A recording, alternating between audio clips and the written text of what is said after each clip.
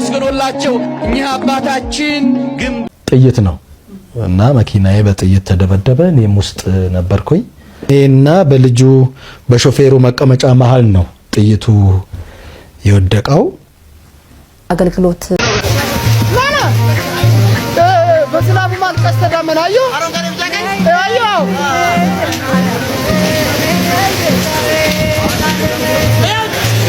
ኮሜዲያን እሸቱ የዋልድባ አባቶች እንጸልይብሃለን መቁጠሪያ ወርውረን መቋሚያ ዘቁዝቀን የእመቤታችን ስለ አድነን አውጥተን ምህላ ይዘን እንጸልይብሃለን ትሞታለህ ብለውታል። አሁን ይሄን ነገር ማስተካከለው ከሆነ መቁጠሪያ ይወጣል። ገና በምህላ እመቤታችን ስለ አድነን አውጥተን ፍረጅ አንቺ ፍረጅ ብለን ትሞታለህ። አንድ መነኩሴ የተናገረ አንድ መነኩሴ ነው። ምንድነው እኔ የኔ ኃጢአት የተለየ ነው? ስንት አርቲስት አናቅም እንዴ? እንደኔ የሆነ ስንት አርቲስት ላውጣም ይስማቸው ልናገር እንዴ? ሰላም የተከበራችሁና የተወደዳችሁ የዚህ ቻናል ቤተሰቦች እንደምን አላችሁ? ዛሬም እናንተን የሚመጥኑ የሚያስተምሩ ቪዲዮዎችን ሰብሰብ አድርጌ ለእናንተ ይዤላችሁ መጥቻለሁ። ይህ ቻናል አዲስ እንደመሆኑ ሁላችሁም ይህን ቪዲዮ የምትመለከቱ ሰብስክራይብ ማድረጋችሁን እንዳትረሱ፣ ሁሉንም ደግሞ ላይክ በማድረግ ለብዙዎች እንዲደርስ ማድረጋችሁንም እንዳትረሱ። ወደ ቪዲዮ የመጀመሪያ እንግዲህ ወዳጁ አርቲስት መኮንን ላቀ መኪና ተከለከለ በሚል በስፋት ሲዘዋወር የነበረውን መረጃ በተመለከተ አንድ ቪዲዮ ተከታተል እንመለስ። መረጃ ለአርቲስት መኮንን ላቀ ሊሰጥ የነበረው የመኪና ሽልማት መቋረጡን ድርጅቱ ገለጸ።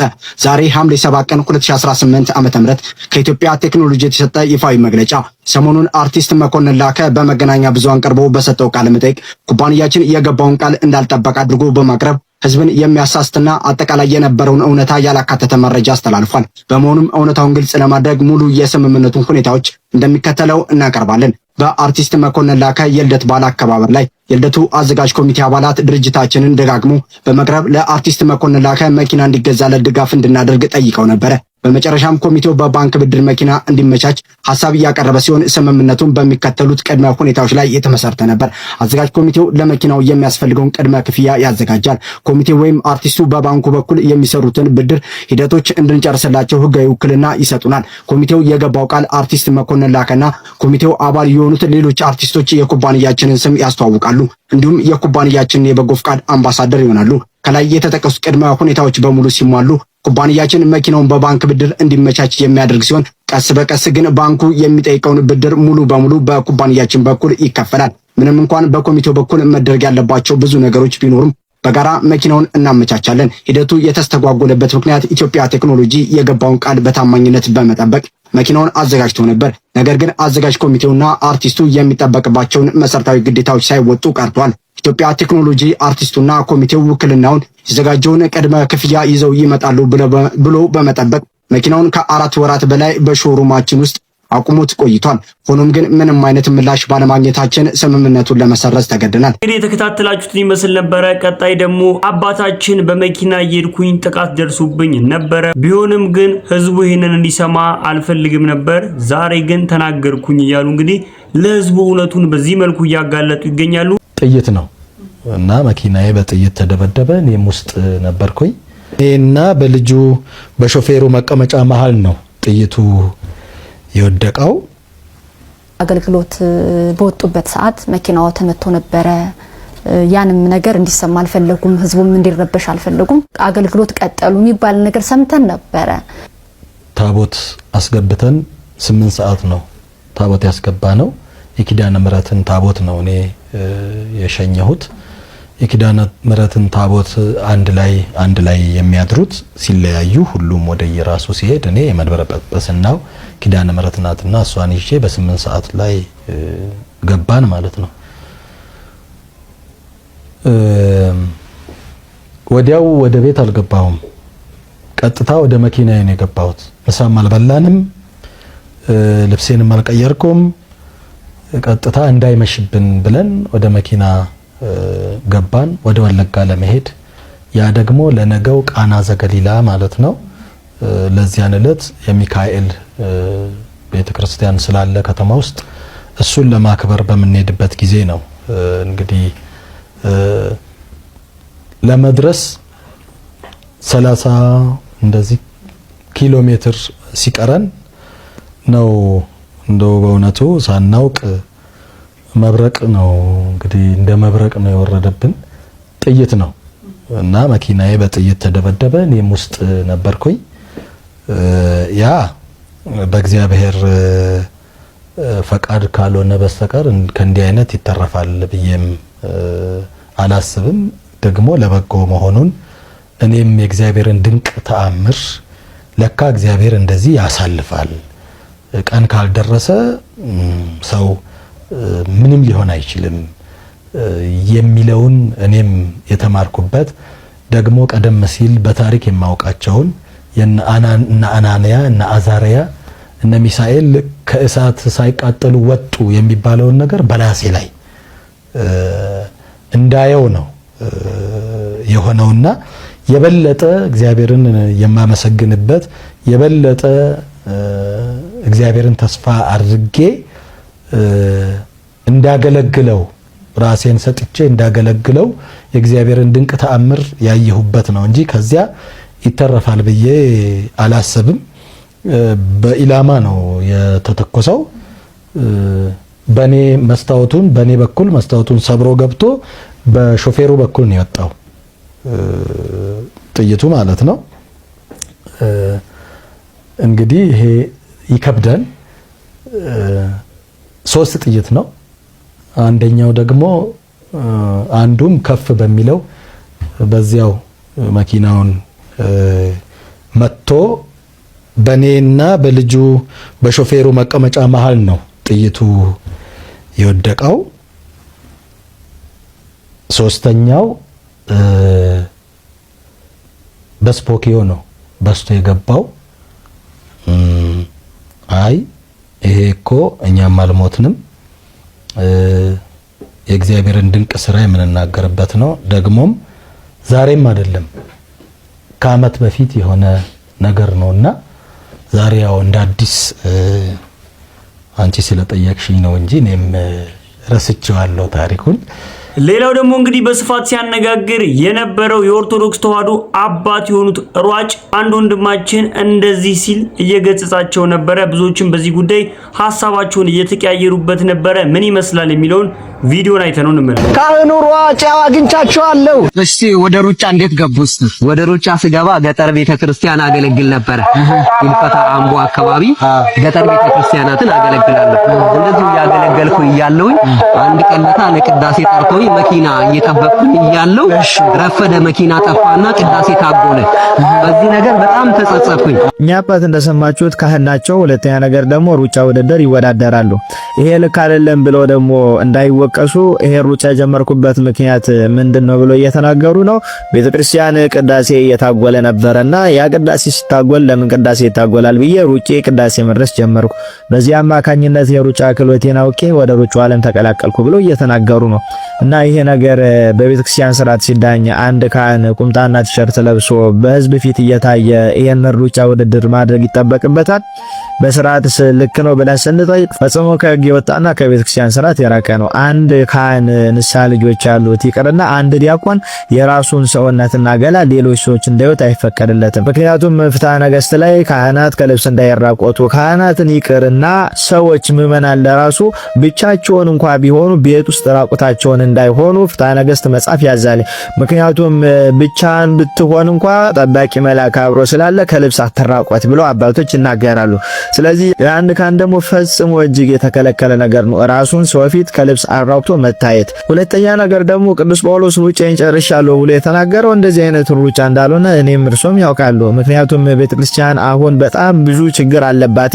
ቤተክርስቲያንን ማሻገር የምንችለው ደግሞ ዘመኑን ዋጅተን በዚህ ቅዱስ ጳውሎስ ባለፈበት የሩጫ ሂደት ውስጥ አርፈን ነው። ለቤተክርስቲያን ብለን ታግለን፣ ለቤተክርስቲያን ብለን መከራ ተቀብለን፣ ለቤተክርስቲያን ብለን መከፈል ያለበትን ዋጋ ከፍለን ይሄንን ሩጫ ቤተክርስቲያንን የሚያሻግራት ሩጫ አድርገን እኛም ደግሞ በዛ ትግል ውስጥ ሩጫችንን ፈጽመን እንደ ቅዱስ ጳውሎስ አክሊልን ለመቀበል ነው እንጂ የምንሮጠው የምንታገለው ከዚህ ዓለም የምታዘጋጀው ሜዳሊያና ገንዘብ ለመቀበል አይደለም የምንሮጠው። ይሄ ሩጥ ላይ የምናሸንፈው ገንዘብና ሜዳሊያ አላፊና ጠፊ ነው። በሃይማኖታችን ውስጥ ግን ተጋድሎን ተጋድለን ትክክለኛው መንገድ ላይ ሆነን ወደ ኋላ ሳንመለስ ይሄንን ሩጫ ሩጠን ከፈጸምን ማይጠፋና ማይልፍ ክብርን ከእግዚአብሔር ዘንድ እንቀበላለን። ቅዱስ ጳውሎስ በሩጫ መስሎ ያስተማረውም ይሄንን ነው። ስለዚህ እንደ አንድ ካህን ብዙ የሚሮጡበት መንገድ አለ። አለ። በዛ በክርስትና ህይወትና ቤተክርስቲያን አገልግሎት ላይ ብዙ ያልተነኩ ብዙ ሩጫዎች ገና አሉብን። ያንን ሩጫ እንሮጥ። ለዛ ኃላፊነት ነው የታጨነው። ብዙ ኃላፊነቶች እያሉብን ኃላፊና ጠፊ ተራ ነገር ላይ ጊዜያችንን ባናጠፋም፣ ሁለተኛ ከቤተክርስቲያን ስርዓት ውጪ ሆነን እንደዚህ ራቁታችንን ቁምጣና ቲሸርት ለብሰን ህዝብ ፊት ባንታይ መልካም ነው። እርስዎ የጌታን ቅዱስ ሥጋውና ክቡር ደሙን የሚፈትቱ ክቡር ሰው ኖትኝ። እንኳን ለኛ ለካህናት እንኳን ለኛ ለዲያቆናት ይቅርና ለአንድ ምዕመን እንዲህ ብሎ መታየት ተገቢ እንዳልሆነ መጻሕፍት ይናገራሉ። ስለዚህ ይሄ ስራ ተገቢ አይደለም። ብዙ የምንሮጠው የመንፈሳዊ አገልግሎት ሩጫዎች አሉብን። በነዛ ሩጫዎች ላይ ተሰማርተን በዓላማችን ጸንተን እግዚአብሔርን አስደስተን የማያልፈውን ክብርና ሜዳሊያ ለመቀበል መሮጥ አለብን እንጂ እዚህ ታይቶ የሚጠፋ ኃላፊና ጠፊ ለሆነው ሩጫ ከስርዓተ ቤተክርስቲያን ውጪ ሆነን ከልብሳችን ተራግተን ይሄንን ስራና ተግባር መፈጸም የለብንም ለማለት ነው። ደግሞ ተወዳጁ ኮሜዲያን እሸቱ መለሰ ላይ የዋልድባ ገዳም አባቶች ቋሚያ እየጣልን እንረግመዋለን ሲሉ የተለቀቀው ቪዲዮ ብዙዎችን አስቆጥቶ ነበረ። ምን ይመስላል የሚለውን አንድ ወንድማችን ሐሳብ እየሰጠበት ነበረ። በሱ ሐሳብ ላይ ብዙ ሰዎች የራሳቸውን ሐሳብ እየጨመሩ እየተከራከሩበት የሚገኛሉ። እናንተ እስከ የትኛው ወገን ናችሁ? ቪዲዮን ሰምተን እንመለስ። ኮሜዲያን እሸቱ የዋልድባ አባቶች እንጸልይብሃለን መቁጠሪያ ወርውረን መቋሚያ ዘቁዝቀን የእመቤታችን ስለ አድነን አውጥተን ምህላ ይዘን እንጸልይብሃለን ትሞታለህ ብለውታል። አሁን ይሄን ነገር ማስተካከለ ከሆነ መቁጠሪያ ይወጣል። ገና በምህላ እመቤታችን ስለ አድነን አውጥተን ፍረጅ አንቺ ፍረጅ ብለን ትሞታለህ። አንድ መነኩሴ የተናገረ አንድ መነኩሴ ነው። ሌሎች መነኮሳት ኧረ ይሄ ነገር አይባልም ነውር ነው። ቤተክርስቲያን እንኳን ለገንዛ ልጆቿ ቀርቶ ለጦላቶቿ የምትጸልይ ቤተክርስቲያን ነች። መጽሐፍ ቅዱስም ጠላቶቻችሁን ውደዱ ብለ የሚያስተምር ነው። እንኳን የገንዛ ልጇን ቀርቶ ለምንድን ነው የሚባል ያለ የጠየቀ የለም። ያ ሁሉ መነኩሴ ለዛውም የዋልድባ መነኮሳት ስለ ሀገር ሰላም ይጸልያሉ፣ ስለ ኃጥአኖች ይጸልያሉ፣ ስለ ጻድቃን ይጸልያሉ፣ ስለ ሰማይ ስለ ምድሩ ይጸልያሉ፣ ለምድሩ ምህረት ያመጣሉ የተባሉ መነኮሳት ተሰብስበው ቁጭ ባሉበት ይሄ ሰው አንድ ሰው ነው። ይሄ መነኩሴ አንድ ነው። እውነተኛም ሆነ ውሸተኛም ሆነ ሌላ ተልእኮ ኖሮም አልኖሮም ይሄ ሰው ሲናገር እንዴት ሌሎቹ መነኮሳት ዝም አሉ? አንድ ሁለተኛ በገቢ ማሰባሰባ ጊዜ ከየአቅጣጫው የሚደውሉ ጳጳሳት እሺ ልጃችን የተባረክ ልጃችን መጋቢ ብሎ መጋቢ ሰናይ መጋቢ ምናምን ተብሎ ማዕረግ የሰጠው ጳጳሳት እንዴት ልጃችንን ትረግማላችሁ? ይሄን ስልጣን የሰጣችሁ ማን ነው? እንኳን እሸቱ ቀርቶ የቤተ ክርስቲያን ጠላቶች እንኳን ቢሆኑ እንጸልይላችኋለን እንጂ እንረግማችኋለን ወይ? እንጸልይላችኋለን እንጂ እንረግማችኋለን ወይ? ለምንድን ነው ይሄን ያለው? እርግጠኛ ነኝ ቢያንስ 10 ጳጳሳት ጋር የእሸቱ ስልክ አለ። በትንሹ ነው ምን ያለው? በትንሹ በኢትዮጵያ ኦርቶዶክስ ቤተክርስቲያን ላይ ካሉ ጳጳሳት የገቢ ማሰባሰቢያ ሲሆን ቄሱም ይደውላል፣ መነኩሴም ይደውላል፣ ካህኑም ይደውላል፣ ዲያቆኑ ይደውላል፣ ጳጳሱ ይደውላል። ልጁ ግን የልጆች አባት ነው። ህፃናት ልጆች ያሉት ነው። እንገላለን በጸሎታችን ትሞታለህ ሲባል ልጆቹ ምን ይሰማቸዋል? ጓደኞቹ ምን ይሰማቸዋል? ስራ ቦታ ላይ ያሉ ሰዎች ምን ይሰማቸዋል? ይሄ የቤተክርስቲያንን ክብር የሚነካ ክብረ ነክ ንግግር ነው። በጣም ነውረኝነት ነው። እንዴት እንደዚህ ትላላችሁ ብለው የሚቆጣ አባት የለም። የተናገረው ሰውማ ተናገረ እኮ ዘትሞታል ይሰማሽናት እሸቱን ይዘው ስለምትሞት ግን ከመሞቱ በፊት እውነት እኔ እንደው በቅድስት ቤተክርስቲያን ፊት ለፊት ቆመን ነው ቁጭ ለምንነጋገር ይሄ ጳጳሱ ደብዳቤ ነው ያወርደው። ይሄንን ቪዲዮ ቢያስተካክልን ማስተዋወቅ ይሰጥበት ይቅርታ ቢጠይቅ ፍረጅ ብለው የሚጠይቁት እመቤታችን ስለ አድነው አውጥተው ጾም ጸሎት ይዘው እየሰገዱ የሚጠይቁት ለእሸቱ ሞት ነው። ጥፋቱ ምንድነው ከተባለ የሴቶች ገዳም ብለው ለምን ከአፉ ወጣ? ይሄን ያሉት ግን ጳጳሱ ናቸው። አሁን ያያችሁት ደብዳቤ ጳጳሱን የጻፉት እንጂ እሸቱ አይደለም ያለው። ይሄን ምኑ ነው የሚያሳዝነው? ከሴቶቹ ገዳም የሴቶቹ ገዳም ምንድነው ችግሩ? ገዳም የሴት ሆነ የወንድ ሆነ የአንድነት ገዳም ሆነ ሁሉ የአዳም ዘር ሁሉ የሥላሴ ፍጥረት ነው እና ጭራሽ መቁጠሪያ ወርውረን መቋሚያ ዘቁዝቀን ስለ አድነው አውጥተን በጾም በጸሎት በመህላ ለእሸቱ ሞት ማለት በጣም ያሳዝናል። የተናገረው ሶስት ተናገረ። እንደ ሌሎች ጳጳሳት ለገንዘብ ጊዜ ሲሆን ገቢ ለማሰባሰብ ጊዜ ሲሆን ልጃችን እሸቱ ቅዱሱ እሸቱ መጋቢ ስናይ እሸቱ መልካሙ እሸቱ የምትለው ጳጳሳት እንዴት የልጆች አባት ህፃናት ልጆች የያዘ ሰው ዋልድባን በሚያክል ገዳም ላይ ለሞቱ ይጸለይበታል ሲባል እንደው አትደነግጡም? እንደው አትቆጡም? እንደው አትመልስም? ይሄ ነው ቤተክርስቲያና ጸሎት። ይሄ አይደለም ቤተክርስቲያና ለሚያሳድዷት የምትጸልይ ነው። ለጠላቶቿ የምትጸልይ ነች። ቤተክርስቲያን ለሰማይ ለምድር ለሳር ቅጠሉ ለእንስሳቱ ለአራዊቱ ለምትጸልይ ነች ቤተክርስቲያን። እና በጣም ልብ ይነካል። በጣም እጅግ በጣም እኔ ከተናጋሪው በላይ የሌሎቹ ዝምታ ነው የሚገርመኝ። እና ደግሞ በብዙዎች ልብ ውስጥ የሚገኘው የኦርቶዶክስ ተዋህዶ ምህረተአብ በቲክቶክ ድጋሜ ሊመለስ ችሏል ማለት ነው። ቪዲዮን አይተን እንመለስ። በስመ አብ ወወልድ ወመንፈስ ቅዱስ አሐዱ አምላክ አሜን። በቅድስት ሀገር ኢትዮጵያና በተለያዩ ክፍለ ዓለማት የምትኖሩ የተዋህዶ ልጆች በሙሉ በያላችሁበት የእግዚአብሔር ሰላም ከእናንተ ጋር ይሁን እያልኩኝ ወደ ዕለቱ መልእክት እሄዳለሁ። እንግዲህ ሰሞኑን ምነው ጠፋህ እያላችሁ ነበር። አልጠፋሁም። ብዙዎቻችሁ ተጨንቃችሁ ብዙ በማሰብ አጥብቃችሁ ኢንቦክስ ስታደርጉና ስልክም በተደጋጋሚ በመደወልና በውስጥ መስመር ጭንቀታችሁን ስትጠይቁ ነበረ። እንደ እግዚአብሔር ፈቃድ አለው ለአገልግሎት ለአስቸኳይ ጉዳይ አባቶች አዘውኝ ከሀገር ውጪ ስለነበርኩ ነው። በቅርቡ እመለሳለሁ። ግን እስከዛ ድረስ የማስተላልፈው ወቅታዊ መልእክት አለኝ። ይህንን መልእክት ሁላችሁም ላልሰሙ እህቶች፣ ወንድሞች ሼር በማድረግ ወይንም በማዛመት እንድታሰሙ በቅድስት ቤተክርስቲያን ስም በወላዲተ አምላክ ስም አደራ እላችኋለሁ። እንግዲህ ሰሞኑን አንድ የተነሳ ነውጥ አለ። ከዚህ በፊት በቴቄል የጀመርነው አለ። እናንተ ቀድማችሁ አለን እያላችሁ ከፊት ስትዘምቱ፣ እናንተ ከፊት ሆናችሁ በጎችን ስትመሩን እረኞቻችንን ተከትለን ብቻ ሳይሆን ከእረኞቻችን ቀድመን ለመሞትና ለመሰዋት ዝግጁ ነን። እኛ የምንፈልገው እንደ አቡነ አብርሃም ከፊት ሆኖ መመሪያ የሚሰጥ ቤተክርስቲያኗ አትንኳት፣ ልጆች በዚህ መንገድ ሂዱ፣ በዚህ መንገድ ውጡ የሚለን ነው የምንፈልገው። ወጣቶች፣ አሁን የኦርቶዶክሳውያን ወጣት የንቅናቄ ዘመን መሆን አለበት። ተደፍረናል። እስካሁን የታገስነው እስካሁን ዝም ያለው በሁኔታው ተስማምተናል። ሀገራችን ያለችበትን ሁኔታ አስበን ነው። ከዚህ የባሰ ችግር እንዳይመጣ ሀገሪቷ ወደ ከፍተኛ ቀውስ እንዳትገባ ብለን ታግሰናል። ግን ከሃይማኖታችን የሚበልጥ ምንም ነገር የለም። ከሰማይ ሀገራችን የሚበልጥ ምንም ነገር የለም። ሀገራችን ሰላሟ እንዲጠበቅ፣ ሰላሟ እንዳይፈረስ እንፈልጋለን። ግን አይ ብለው ቤተክርስቲያኗን ሊያጠፉ ከዘመቱ ግን ዝም የምንልበት ምንም ምክንያት የለም። ብፁዕ አቡነ አብርሃም እንደተናገሩት አንገት እንሰጣለን፣ ግን አንገት ሲሰጥ ዝም ተብሎ አይደለም። አንገት ተይዞ መውደቅ አለ። አንገት ዘን ነው የምንወድቀው እንደተባለው ይሄ ነው እውነቱ። እና ኦርቶዶክሳን ወጣቶች እኛ እየተሰደቡ እኛ በእንዲህ አይነት መንገድ ቤተክርስቲያናችንን እያዋረዱ እያንቋሸሹ በሰላም ወጥተው የሚገቡበት ዘመን ማብቃት አለበት። ደረጀ ኃይሌም እንግዲህ ብዙ ነገር እየተባለ ነበረ። አንድ ወንድማችን የሚለውን ሰምተን እንመለስ። እጅግ በጣም ነው ያዘንኩት። ኮሜዲያን ደረጀ ኃይሌን ብዙዎቻችሁ ታውቁታላችሁ።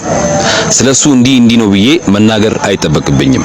ዛሬ ግን ስለሱ የሰማሁት ነገር እጅግ በጣም ስላሳዘነኝ ነው ይህንን ቪዲዮ የምሰራው። እባካችሁ እሱን የምትወዱ የምታከብሩት እስከ መጨረሻው ድረስ ይህንን ቪዲዮ ተከታተሉ። ኮሜዲያን ደረጀ ኃይሌን ያው የዘጠናው ትውልድ የሆናችሁ በደንብ ነው የምታውቁት። ነፍሱን ይማርና ከሀብቴ ጋር አንድ ላይ ሆነው በሚሰሯቸው የኮሜዲ ስራዎች ሁላችሁም ታውቁታላችሁ። ይህ ኮሜዲያን ግን ከኮሜዲ ስራው ባሻገር እኛ በቴሌቪዥን መስኮት ከምናውቀው ደረጀ ባሻገር በሪል ላይፉ ወይንም በማህበራዊ ህይወቱ የሚያደርገው ነገር ግን እጅግ ብዙዎቻችሁን የሚያስተምር፣ ብዙዎቻችሁ ደግሞ እንደዚህ አይነት ሰው ነበር ወይ ብላችሁ ሁላችሁም ራሳችሁን እንድትጠይቁ የሚያደርግ አንድ ትልቅ የሚሰራው ስራ አለ። ምናልባት ይህንን ነገር ስለወጣው ደረጀ ኃይሌ ይቅርታ አድርግልኝ። ነፍሱን ይማርና ሀብቴን ብዙዎቻችሁ ታውቁታላችሁ። ከሱ ጋር አንድ ላይ የኮሜዲ ስራዎችን የሚሰራው ማለት ነው። እንደምታውቁት ካረፈ አመታት ተቆጥሯል። እንግዲህ ከዚህ ከሞተው ከሀብቴ አንጻር ነው ደረጀ የሚያደርገውን ነገር ምነግራችሁ። ምን ያደርጋል መሰላችሁ? ጓደኛው ሀብቴ ከሞተ ቀን ጀምሮ ደረጀ ከሚያገኘው ገቢ ግማሹን እኩል እያካፈለ እስካሁን ድረስ ለሀብቴ ቤተሰቦች ይሰጣል። ከሚያገኘው ገቢ ግማሹን ሳያበላልጥ በየወሩ በህይወት ለሌለው ለሀብቴ ቤተሰቦች ያካፍላል። የሱን ቦታ ተክቶ ጉድለታቸውን ይሞላል። በሀብቴ ያለመኖር የሀብቴ ቤተሰቦች እንዳይሰማቸው፣ በሀብቴ ያለመኖር የሀብቴ ቤተሰቦች ምንም ነገር እንዳይጎልባቸው ሲል የጓደኛውን ጉድለት ከሞተ ቀን ጀምሮ እስካሁን ድረስ እየሞላለት ነው። ይሄንን የመሰለ ታዲያ ጓደኝነት አለ? ግን አንድ ጥያቄ እስኪ ከዚህ አንጻር ልጠይቃችሁ። የእናንተ ጓደኛ ካረፈ ወይንም ከሞተ በኋላ ምን ያህል ቤተሰቡን ትጠይቃላችሁ? ምን ያህል በሱ ምክንያት የጎደለባቸውን ነገር ነገር ትሞላላችሁ? ምን ያህል የሱን ቤተሰብ ትጠይቃላችሁ? ይህንን ጥያቄ ከኮሜዲያን ደረጀ ድርጊት አንጻር ሁላችሁም ራሳችሁን ጠይቁ። ጓደኝነት ማለት እንደዚህ ነው። ይህንን ቪዲዮ የምትመለከቱ እናንተም ለዚህ ጀግና ለሆነ ኮሜዲያን ደረጀ ኃይሌ ያላችሁን ፍቅር ግለጹለት። ይህንን ቪዲዮ አድርሱልኝ። አመሰግናለሁ። ቤተሰቦች ለዛሬ ይዤላችሁ የመጣሁት የተመረጡ ቪዲዮዎች እነዚህን ይመስሉ ነበረ። እንደወደዳችኋችሁ አልጠራጠርም። ቪዲዮን ላይክ ሳታደርጉ የጀመራችሁም ላይክ ማድረግ እንዳይረሳ። ሐሳብ አስተያየታችሁን ወንድማዊ ምክራችሁንም ደግሞ ኮሜንት ላይ በነጻነት ጻፍ እንድታደርጉልኝ እፈልጋለሁ። በቀጣይ በሌሎች ቪዲዮዎች እስከምንገናኝ ድረስ ቸር ሰንብቱ። እወዳችኋለሁ።